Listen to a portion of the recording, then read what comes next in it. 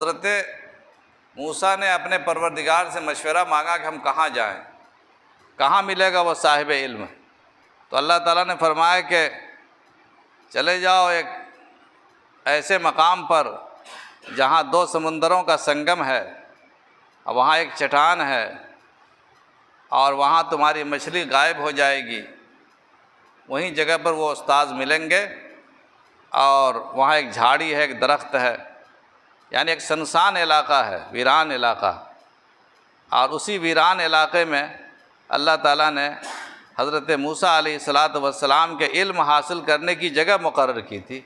کہ اس سنسان اور ویران علاقے میں جاؤ، صاحب علم وہاں موجود ہے۔ انسان کو علم کی تلاش میں جانا ہے، اس سے یہ بھی معلوم ہوتا ہے